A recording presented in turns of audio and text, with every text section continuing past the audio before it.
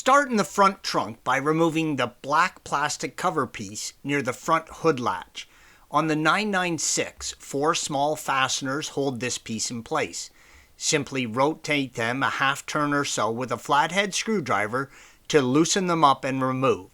The 997 trim piece is held on by Velcro from below and can just be lifted up and removed. Lift the trunk latch up to pull the plastic cover piece up and away from the front bumper. The insert photo also shows the temperature sensor that you need to remove from the grille clipped on the passenger side of the front bumper. With the front black plastic cover piece removed, you can see the 2 screws that hold the front bumper cover on the chassis of the 996 in the lower image. On the 997, the upper image, there are 3 screws that hold the bumper on, 2 shown green arrows. You can also see the Velcro that holds the trim piece, blue arrow. Underneath the car, there are a few more Phillips heads on the 996 and Torque heads, T30s, on the 997, screws that attach the bumper cover to the chassis. Remove these. At the very corner of the bumper, remove the 1 Phillips head screw that attaches the wheel fender lining to each corner of the bumper. The bottom right photo shows the 2 plastic rivets on the 996 and the Torques on the 997 that are used to attach the wheel well liner to the chassis that must be removed. On the 996, from inside the wheel well of the driver and passenger side, locate and remove the main 3 fasteners that are used to attach the inner front wheel well liner to the front bumper, green arrow. These can be removed with either a small pry tool or pliers. On the 997, the front fender lining is secured in place by 4 Torque screws, T25s. Remove the 2 lower Torque screws, green arrows, not visible, and the 2 screws by the vent, blue arrows. It helps to loosen but not remove the 2 Torques that cover the overlap of the liner, yellow arrows. Remove the corner turn signals by pulling out on the corner unit. After removing the lamp, remove the Phillips head screw behind it, bottom right insert photo, and the receptacle for the Phillips head screw must be removed from inside the wheel well by peeling back the liner.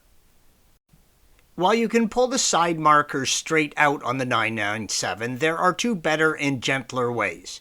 First, there is a small access hole in the fender lining behind the marker, yellow arrow. Insert a screwdriver and gently push back on the back of the clip securing the side marker, blue arrow.